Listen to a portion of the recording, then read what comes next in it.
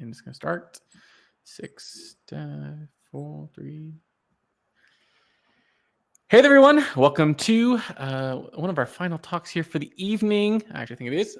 With me here, we have Hima Teja from Disney. You are part of the engineering leadership at Disney, and I'm really excited for your talk. I won't do too much of the intro. I'll let you do it, and I'll go off screen, but thanks so much for being here. Hey everyone, thank you so much for taking the time to join this session and learn about metadata. My name is Hima Teja and I work at Disney Streaming. I'm an engineering leader, and there I build data platforms and work on a lot of data auxiliary functions that support a lot of cross-function teams like governance and our machine learning data scientists and so on and so forth. I have more than 10 years experience in data. I started when Hadoop was a thing in 2011, and I have seen the whole evolution through many phases, where from Hadoop we went to Spark to so on and so forth, and all these different tools and technologies that came. So I have a lot of experience in the space. I have experience in the data engineering space for a long time. Then I've done data infrastructure, and now I do data governance and a lot of cost optimization and FinOps stuff. With that, let's get started. So in today's session, I want to talk about metadata management, why it is more relevant than ever, and also how you could use generative AI to do some of those natural language queries for you, right? Given if you set up the system correctly, your metadata store correctly, you could use generative AI to answer those questions. So let's get started. Right, so a quick agenda. I'm going to first talk about why metadata. I know the profile of people attending is very diverse, so I want to quickly go over the use cases of why we need metadata management. Then I'm going to give a brief introduction about data platforms itself and relate to why metadata management is more important now than ever. Then I'm going to talk about the architecture and how you could go about doing metadata and how you could set that up. And finally, how can you apply generative AI on top of it? So yeah, before I keep going, I just want to give a caveat that all the content that is published here, it's based on my learnings. It's not associated with any organization, or it's a mix of both what I've done, what I've learned, and things like that. Okay, so first the use cases, right? Why metadata? Why is metadata management so important? For a long time, I think metadata was associated with just data governance use cases, but from there it became more applicable to many other use cases, which I will go on here right now. So let's first talk about data governance, right? So the governance teams, they are always, they're in need of doing data audits. They're responsible for ensuring that there is data privacy and data is not subject to leaks and so on and so forth, right? They also want to understand the life cycle of the data and also data lineage, right? Lineage is a big part of data governance and also other functions. And the reason for that is because data spans across multiple teams, multiple pipelines, and it goes from the time it enters an organization to the time it is served, whether internally or outside, right? It takes so many hops, and we want a trace of where all of our data is going. Data governance team definitely wants it, but there are many other use cases where people want lineage. So in the recent times, I've seen lineage catching up big time and being used in a lot of privacy, SOX compliance use cases. Next, let's talk about data quality, right? Every organization has many pipelines, and producing a lot of data assets. So in that kind of a scenario, your SLA management becomes very important. You want to ensure that data is there on time, and also it has it's passed all the quality tests, so that the whoever is using the data, they can really trust from where the data is coming. Right? So this also leads to incident management. When something goes wrong, when pipelines fail, which is always happening, right? We want to track it, we want to be on top of it, be proactive before our business users come and scream at us. So in order to do incident management and SLAs and all of this, we need to capture metadata around our data products. Next, I'll talk about data discovery, right? Today, I think organizations are producing so much of data assets. The data is everywhere, except, it's not discoverable. So if a data scientist is looking for a data asset, right, he'll at least have to go and talk with 4 or 5 team members to understand what is this data about, where it is coming from, how trustworthy it is, and so on and so forth, right? So we are trying to solve that problem, and build a centralized data catalog with the metadata management, so that whenever any of our users need it, it's more discoverable, right? And in addition to that, we are also trying to track our pipeline dependencies, so that it's our data is more manageable. And finally, the last use case I want to point out is data compliance, right? So every organization today has to comply with a lot of mandates like CCPA, GDPR, and so on and so forth. It's so only if you're able to, keep track of the metadata will you be able to enforce that compliance mandates. And lastly, you want to protect data at rest, which is, data in your data lakes, but you also want to protect the data in motion, right? You want to be compliant on all fronts. So this is a list of all the use cases for metadata. Okay. I hope there are no questions as of yet, but please feel free to pause me anytime if you have any question. And am I very audible? All good? I hear you, and no questions at the moment. Okay, cool. Okay, so let's talk about data platforms, right? This is a very lean data platform that I'm showing right now, and the tools and technologies I'm showing here, they are not at all the full list. The list is really exhaustive. There are so many tools solving every specific use case in the data world, right? But this is typically, all the sub modules in the data engineering space, I would say.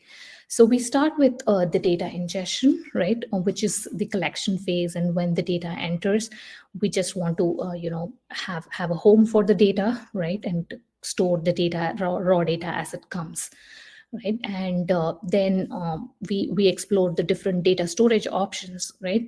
S3 is the most preferred if you're using data lake, but that's not the only place. Your data could be in Snowflake, your data could be in RDS, right? Your data could be in Motion, in Kafka, right? So there are a lot of data storage options. And then you have data compute options or data processing options, out of which Spark is the biggest one, right? So and then finally you have your data reports, right? So this is all your Looker reports or BI dashboards and all of that you generate from the data.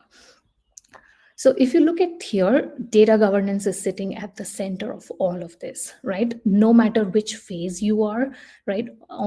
Each of these phases will definitely feed into your metadata management, right? And then you want to trace the data from when it's ingested to the multiple data processing layers it goes through, and the data storage it encounters in the, across the path, and also finally link it to the reports. So this is really tracking all the dependencies. Okay, with that said, let me talk about data products and data mesh.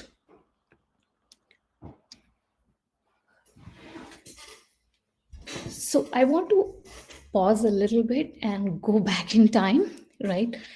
To show you how the data architecture paradigms have shifted over time.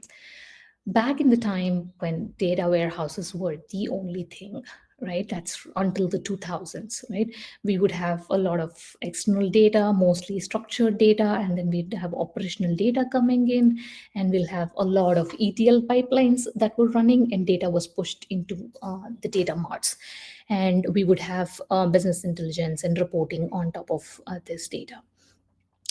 Then came big data, and with that, a lot of a need for ingesting unstructured data, semi-structured data, along with the structured data.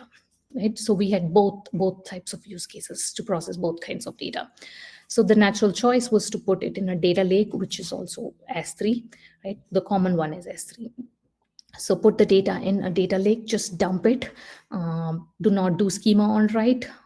Just dump it as it is. And when you're reading, use the schema. So follow the schema on read pattern, apply the ETL, and then transform this data however you want and serve, multiple teams, right, depending on their needs. So that was, the trend until very recently. But fundamentally, I think the important point is the pipelines were the first class citizens, right? It was all about writing robust pipelines and pushing the data and transforming it into multiple assets depending on the needs of the consumer. So it's more or less a very centralized approach, right? So I think from there the industry has shifted, and we're looking more towards the decentralized approach. So what that means is, instead of this being like one big black box, right, we gather together all the use cases that are related to a specific domain, right, and we move to a domain driven, a domain specific architecture. So what you see on the right, all these hexagons, right, they are all the different domains, and the data processing is in line with the domain, because your domain specific team has the knowledge, they have the subject matter expertise in that area, right? So they are very easily able to produce data assets that connect the producers and the consumers.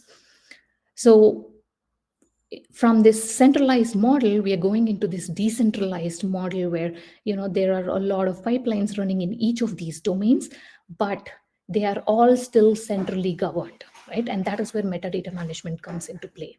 Right? So each of these teams are running in their own domains, but they are still centrally governed by one central platform. If you zoom into that hexagon a little bit, right, so what you see is that, for example, for the marketing domain team, right, so the team has subject matter expert on that, and they will write the ETLs that are necessary, right, and they will define the characteristics of the data product that they are producing, and this will come from the consumers of that data. The end product will not be just a data asset, it will be a data product. Right? So how is a data product different from a data asset, right? So when you talk about data product, it has a lot of, it is mandated to have a lot of characteristics. For example, a data product should have an SLA. There should be a definition of the sensitivity of the data. There should be some tests associated with it, so that whenever that data product is produced, it passes all those tests, and so on and so forth. Right? So if you see on the right, there's something called a data contract. So the data contracts is where all of this is defined. So when somebody is producing a data product, right, it adheres to those data contracts. And then by doing all of this and producing data products, right, you can also go one step ahead and build a self-serve data, right? So your data is more queryable, right? You're exposing it via APIs, and you're able to generate reports and so on and so forth. So this kind of paradigm shift makes it so much easier for the data scientists and analysts. Now, if you want to achieve this, right, one is, obviously there needs to be a shift, right? There needs to be a cultural shift. There needs to be a shift in the mindset. But your underlying technology also has to support it. It's not just enough, again, to produce these data assets. You need a way to track the metadata about all of these assets and report them appropriately, so that your end users, who are the data scientists and analysts, are able to use these data products. Okay, good so far? Any questions? I don't think so. Okay, cool. All right. So when you talk about metadata, right, what are our options?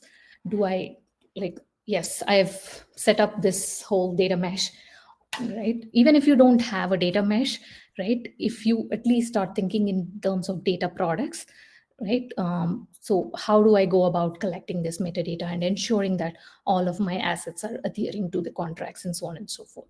Right. So do you build or do you buy? It's a question that we always face, right? And obviously we want to stick to our core expertise, right? And we don't want to build everything from scratch.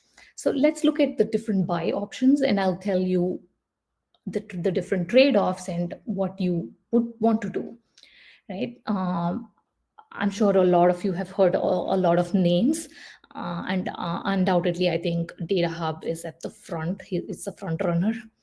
But across all of these tools, there is something that's very common, right? When you're building a data management tool, you want it to be search based, right? You want to search for data assets. That's why you come to that tool, right? So all of these different tools provide a search based mechanism, but only Data Hub is specification based. What that means is, it follows the open data standards, metadata standards, to pull in the data. I think open metadata itself is also JSON schema based, right? Whereas there are a lot of tools that do not follow a specification. Next, we talked about lineage. I talked about lineage, and Data Hub provides a comprehensive lineage, including column level lineage, right? So it provides lineage across Snowflake, Airflow, Databricks, a lot of tools, but it also goes a level higher and provides column level lineage. I think for Monte Carlo and Elation, there is lineage, but it's minimal. If you want to go a little bit deep, they don't have all the features. Open metadata again provides more comprehensive lineage. By the way, open metadata, I think, was produced at Uber. So all of these tools have data quality, right? It's a very common feature. If you are supporting ML use cases, I think there are only a few tools that support ML metadata. Data Hub does that, and open metadata does that. And when you're doing metadata management, obviously one question comes up is, should I allow collaboration, right? When you go to a specific data asset, do I allow users to comment on this asset or ask questions, and that kind of collaboration? I think Elation stands out in that case. Open metadata also has it, but it's not available in Data Hub and Monte Carlo. So I'm not saying this is the full list. There's one GitHub link provided by Open Data Discovery. It has like a whole bunch of features. So it depends on what your organization wants, right? You cannot use the cookie cutter approach everywhere, right? Sometimes you want to pick and choose. So yeah, I would recommend going through the exhaustive list. But I would also say that based on my experience, especially build versus buy, we've had a lot of these debates, right? I would say that you could buy for sure, but make sure that you write wrappers around whatever tool you bought, right? So that interoperability is easier. Tomorrow you decide that this is not working out, I want to do that, right? That's I think a very good approach to follow. And also in this specific case, I would, for this is very specific to metadata, I would recommend that you can use any connector that you want that is out there in the market, but store all of that metadata in a data model that suits your organization, right? By doing that, you have the flexibility to organize your metadata how you want. You have the flexibility to write the queries, right? And I will show you in a little bit that all these tools only extract standard metadata, like I said, specification based, right? What they know about a specific tool or service. Like, for example, what does Data Hub know about Snowflake? Okay, it'll extract that. But your organization might have something above and beyond. A good example is consumption, right? You have all these Snowflake tables. Let's say we have 500,000 Snowflake tables. we want to really know who is consuming what. If a table is being used, how far back did it go, right? How many users are using it? How much of it should we retain versus purge? Right? All of this is very specific to your organization, right? So maintaining your own data model allows you to augment, right? You could definitely pull in all the specification based data, but you could augment it with the data that pertains to your organization and make it much, much more valuable. So that's one of the learnings I had, to write wrappers around all of these metadata tools. Okay.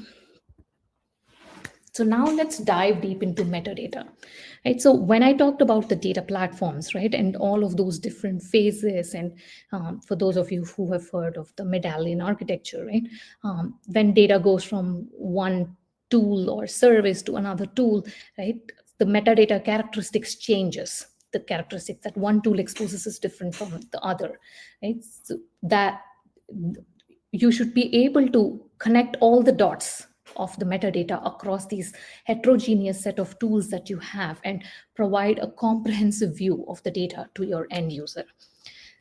So in my experience, right, we could classify the data into different sections, right? So first is the foundational metadata. So what does that mean? Let's say I have a table, a Snowflake table, right?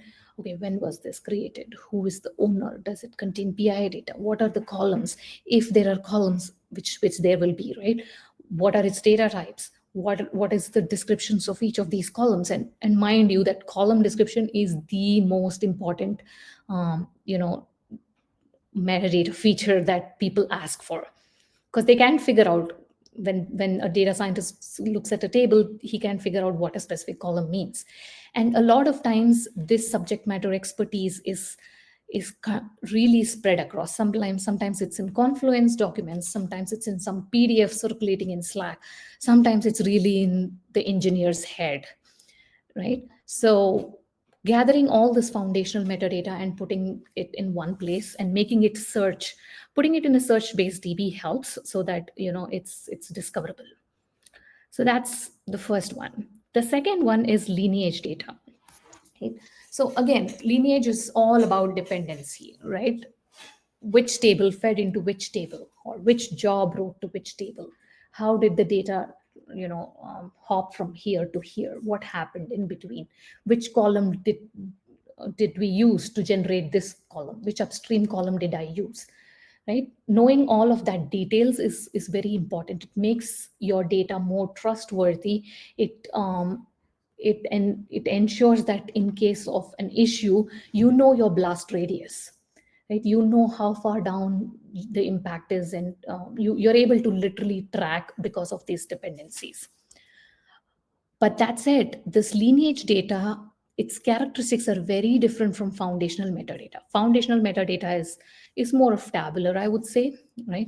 Lineage is more of graph-based, right? Because one table is connected to 10 other tables, and in the middle there, that one table is produced by one job and it is consumed by 10 jobs. Like if you visualize it, it's really a graph, right?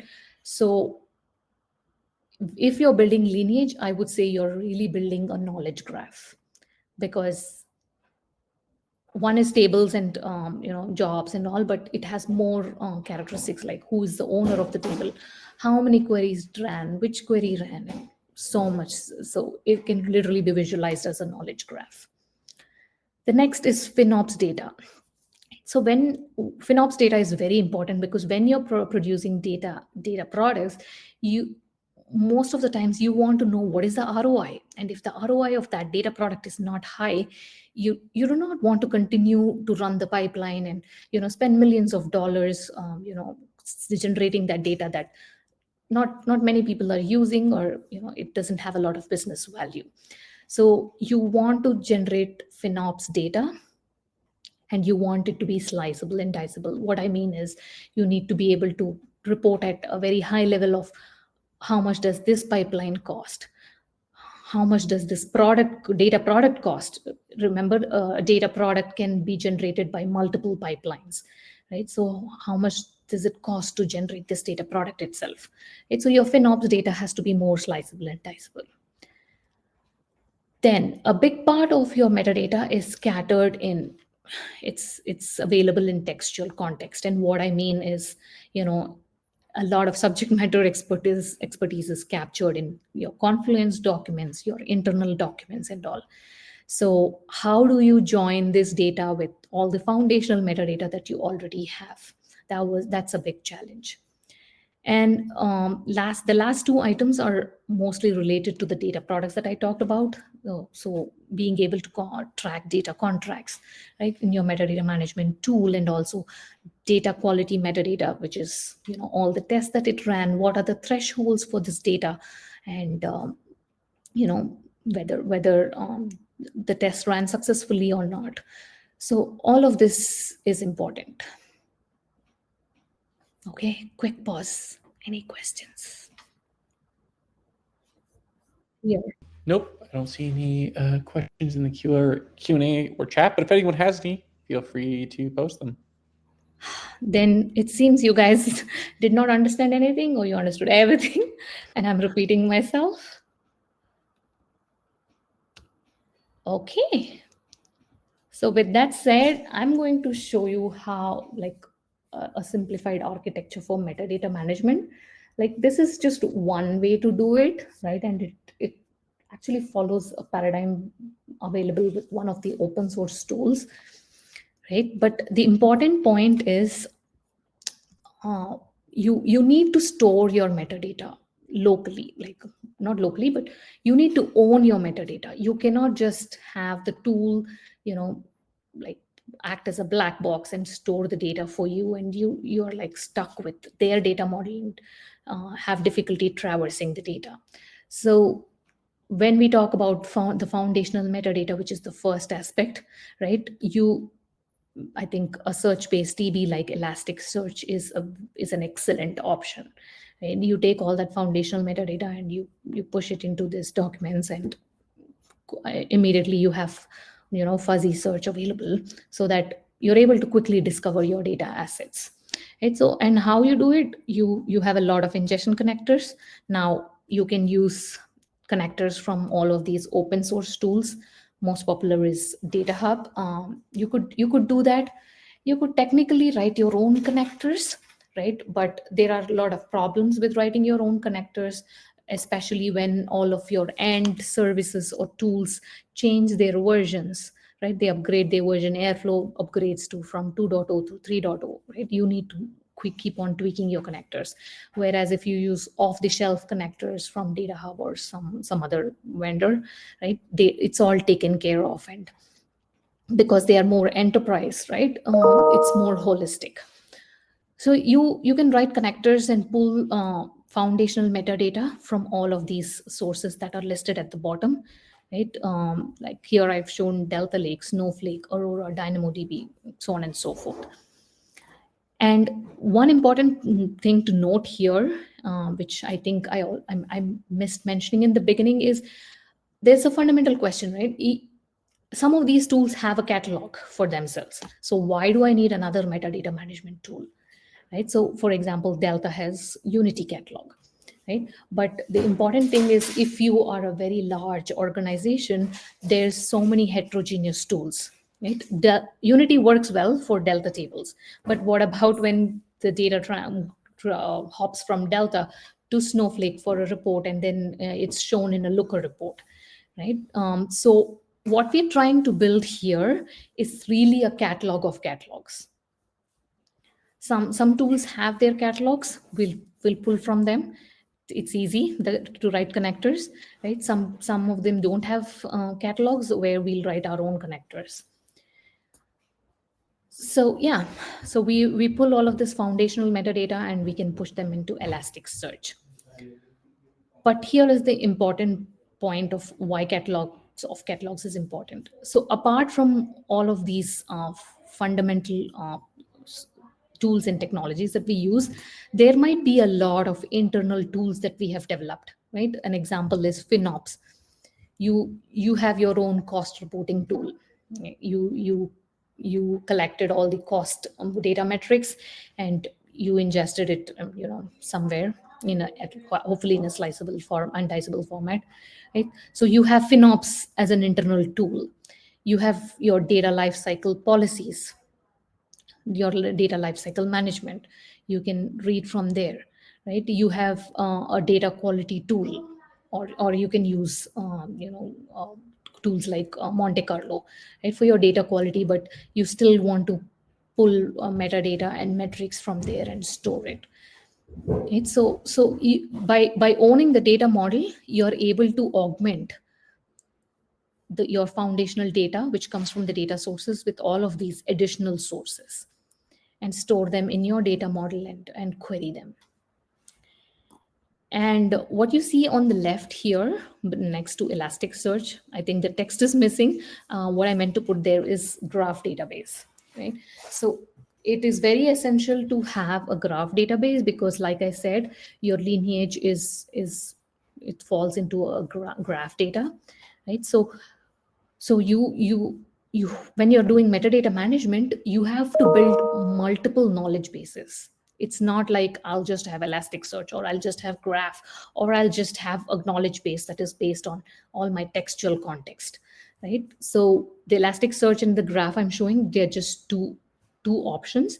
It could go beyond that. You could have some data in SQL. You could have a vector DB which holds just your textual information, right? So the beauty of that is, by holding all of these knowledge bases, right, when you are searching, you're trying to discover an asset and trying to understand that asset, right, you could fire a query that that internally has to look at multiple knowledge bases, right? It has to break down that query into subqueries which talk to different knowledge bases. So for example, I want to connect my foundational metadata with my lineage data. I want to show lineage for a specific asset, but at the same time I want to show the cost of that pipeline, right? If I'm showing a pipeline, I want to show its dependencies and I want to show its cost. Now that query itself is very complex because the data is coming from multiple knowledge bases that we have built, right? And so I want to introduce you to GraphQL. I'm sure a lot of you've heard of it. So GraphQL works very well in that. So when a query comes in, it knows which exact knowledge base should I talk to get this information, right? And it will fire up multiple queries and it will wait for the response. It will aggregate all of it and finally show this in your web application. So this is one way to do it. It works very well, I would say. Maybe there are other ways that you guys have used. I would like to learn and know more, because I think this space is also evolving rapidly. And finally, I want to leave by saying that when you save all of this metadata in one place, right? If you dump, obviously this metadata in Elasticsearch is, I would say, near real time and warm, like warm data. But you could periodically dump it into S3, and you could do a whole lot of analytics on top of your metadata to understand how your data is transforming over time, whether it's growing exponentially or not. And you can run a lot of analytics that pertain to the consumption of the data itself.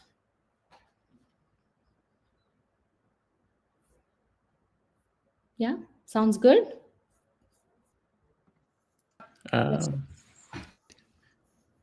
Is this the end? No, there's one more Okay, good. slide. Sorry. Cool. Yeah, now comes the most interesting part. I think something that everybody wanted to know about, right? Welcome to the agent world, the world of LLM agents. So the beauty of you organizing your data in this pattern, and building all these knowledge bases, right? Your foundational data, your lineage data, FinOps data, your textual data, right? You build all of these foundations very well, and you can just use an LLM to answer questions for you, right? When you are here and you have a web UI and all of that, you're still searching, doing a lot of manual work to connect some data points across different assets, and there's still a lot of manual work, right? But I think if you use LLMs on top of this, LLMs are able to answer, decipher very complex queries and do all of that joining for us and answer complex queries. So how do you do that? Right. So this is a typical RAG type of architecture. So on the left, you have users who come with natural language queries, right, to understand, to query metadata and understand characteristics of a data. So here are some examples of the queries that people can ask, but these are very simple. You could ask more complex queries, right? So what I'm going to jump a little bit and go to the right. So on the right, what you see here, GraphQL, SQL, Alchemy, Confluence, right? These are just few examples, right? But each of these can be a knowledge base, right? So you could draw another box here, which is OpenSearch. Right? And you could draw another box here, which is Neptune.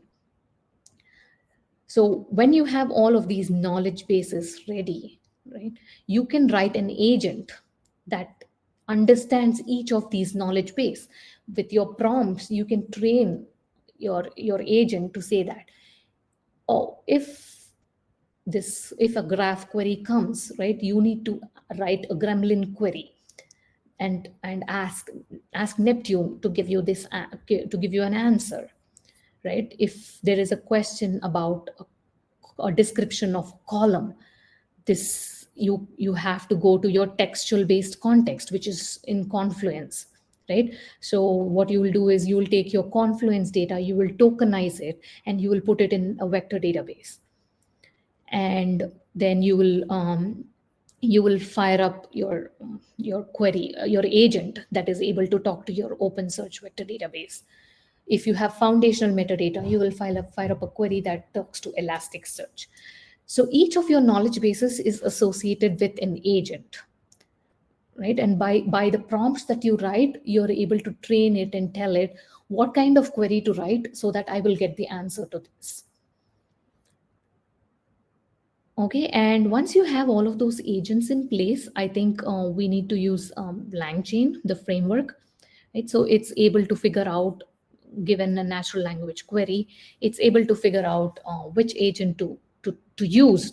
The agent will actually write the query for us.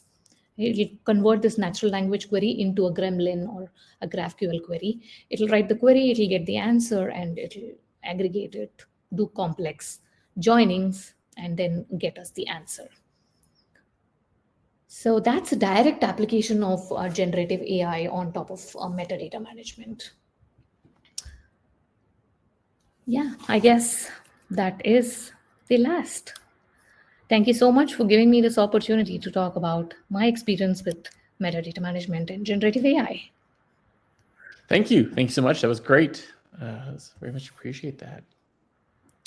We do have at least a few questions. Let's see. One of them. Let me start. Someone just posted me. Okay, in your experience, how much data is necessary for these agents to start being useful? I'm preliminarily gauging a minimum viable effort to create metadata and show results. So how much data? That is a very good question, because when we did POC, we were asked to do only on few tables because everybody's a little scared around this whole LLMs thing. But I think even with like tables around 1,000, it worked very well. I was really amazed how the agents were able to write the queries and get the answers. So it totally works.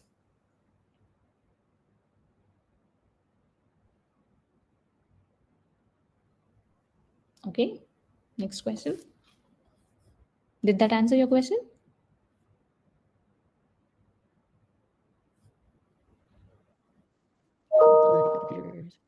Well, there's more questions. Sorry. Okay. Cool.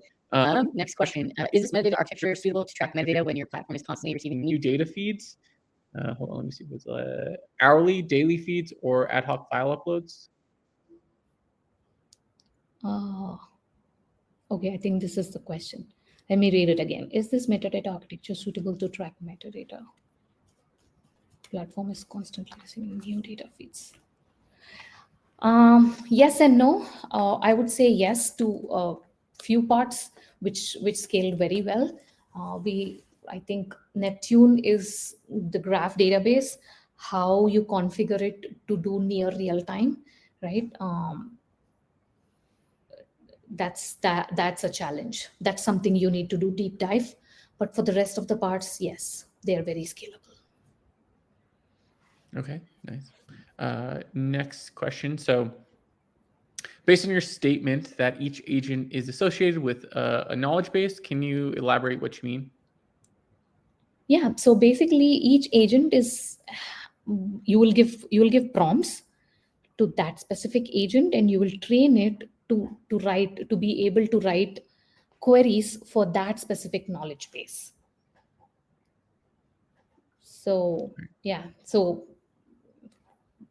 so its agent is trained for a particular knowledge base, and then multiple agents can produce output, which again gets aggregated. There'll be another agent which will aggregate all of that and produce a result. Or sometimes if it didn't get the answer, it will go and requery a different knowledge base so that it can get the answer. Okay. Hopefully that was helpful, Ramona. So let me know. This is a good. I think this is a good question, especially for like any bit of like meta solutions, any of the solutions that are like around the actual data pipeline. So in a small company, what would you say is the key to selling point in order to gain buy-in from upper management to basically get them into doing metadata management? Okay, cool. This is a very good question because all these expansive tools that I showed and the different things, it works very well when you have a lot of heterogeneous tools, right? Each lot of tools with different data characteristics and different data that they are pushing, right? But if your company is using just a few tools, I would say try to leverage the catalog that tool produces. If not, try to directly buy the solution, because that gives you more ROI, right? Just use off the shelf product. But to your second part of the question of how do I convince, right, your upper management, I think you should just show the value, right? In our case, we did a lot of analytics to say that in the absence of this metadata, we were running these many pipelines and spending this much, which was producing dead assets that nobody was using. Or where if you don't have the foundational metadata, this many man hours is just wasted searching for the data, right? So definitely you have to quantify it. So these are few suggestions on how you can quantify. Okay, nice. Okay, hopefully that was helpful. Let us know. And then the question I skipped: what are the ways to generate metadata scalably? Scalably. We never really made it, and no one wants to do the work manually to generate it. So I imagine here it's like, some of the metadata, you kind of got to write it out somehow yourself, to some degree. So how do you do that scalably? Let me try to understand the question. Yeah, it's Jonathan's question. Yeah, I'm looking for ways to generate that metadata scalably. I'm not sure I understand the question. Yeah, my only read on it is maybe they're referring to the fact that sometimes you have to generate, generate's almost the wrong word. You have to like write your own documentation to a degree, right? Like some data can get assumed, right? Like columns and things of that nature. But let's say descriptions of a table might be a little bit harder. Oh, yes. Or Now I things, understand. things that have to be like human context written in. Yes, yes. Now I understand. So remember how I told you that a lot of information is in the subject matter expert's head, not necessarily they write documents. And even if you do, those documents go out of date very quickly, right? By the time you revisit the document, things have changed so much. So I think that is where, again, using LLMs will help, because today LLMs are capable of looking at the data and generating a lot of this metadata. It's just plain simple scary what all LLMs can do, but if you give it good enough context, LLMs are able to expand and augment on top of it, and generate the rest of the metadata for you. Only because it's at Facebook, my experience was this was before LLMs. They basically would send you notifications and not qualify your tables if you just put them out there. They'd be like, hey, you need to add descriptions to certain elements here. That was definitely, I think, the pre-LLMs day. Yeah, we still do it. That's why, there should be a shift to a data product, right? It's not just about producing a data asset. It has to have certain things, mandatory things like observability, monitoring, descriptions. Like it's a full product to be usable, right? So shifting to that mindset helps a little bit. And if you see Databricks, and I don't know if Snowflake does it, but Databricks definitely does column generation, right? They use LLMs to generate column descriptions. And if you do it yourself, it's more effective because you have the context in your organization. I'm sure there's some subject matter expertise buried somewhere in some Confluence docs and all. All you need to do is just provide that context, and your LLM is able to generate column descriptions. Yeah. I'd be curious to see it. And I think that last point you just referenced, that is probably maybe some of the benefits of some large organizations, because I remember even again at Facebook, they could figure out a lot of information about your tables based off of how, not just how it was used, but also how it was talked about in the company itself. So that is something that would be interesting if your company is well integrated, that it could get even further context that way. Mm-hmm. Cool. Well, let's see. I think that is all the questions. A lot of people are just saying, thanks. It was really helpful. I think you see them. So I don't think there's any more questions. Any final thoughts, Himateja?